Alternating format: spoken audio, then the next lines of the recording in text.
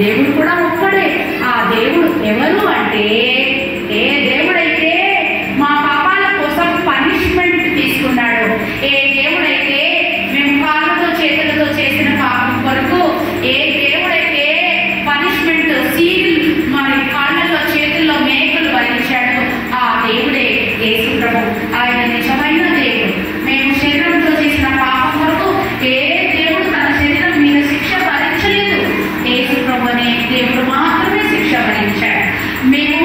మేము తప్పులు చేస్తే ఆ తప్పులకు వచ్చే పనిష్మెంట్ మరణం. ఆ మరణం ఎవరైతే మా కోసం మరణించి తిరిగి లేచారో ఆయనే దేవుడు, నిజమైన దేవుడు. కనుక యేసు ప్రభువా మా కొరకు మీరు చనిపోయి 3వ దినమున తిరిగి లేచారు. ఆత్మస్వరూపంలో మాతో కూడా ఉన్నారు. యేసు ప్రభువా మేము నేర్చుకొని నిజమైన దేవునికి మనసు ఇవ్వాలి. మనసులో యేసు ప్రభువును స్వీకరించాలి. మనసులో యేసు ప్రభువు ఉండదు. చెడ్డ చెడ్డ ఆలోచనలు వెళ్ళిపోవాలి, మా మనసులో నుంచి వెళ్ళిపోవాలి.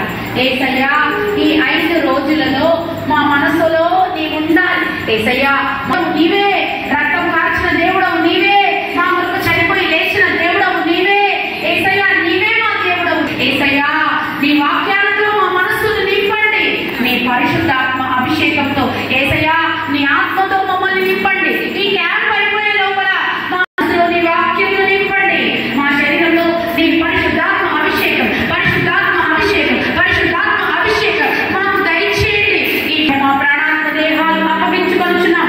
ఈ 5 రోజుల క్యాంపులో ప్రభా మీ వాక్యముతో నింపండి, మీ వాక్యముతో నింపండి, మీ వాక్యముతో నింపండి, మీ అభిషేకంతో నింపండి, మీ అభిషేకంతో నింపండి. బలమున్నంత చప్పట్లో కొట్టివేస్తున్నాం. మానవీయమైన ప్రతి ఆలోచన వేస్తున్నాం, కొట్టివేస్తున్నాం.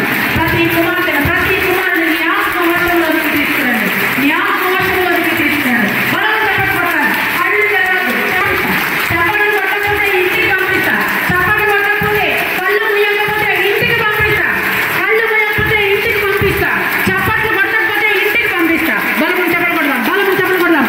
ఏ పురుగుల ఆకాశం చెరబడదు.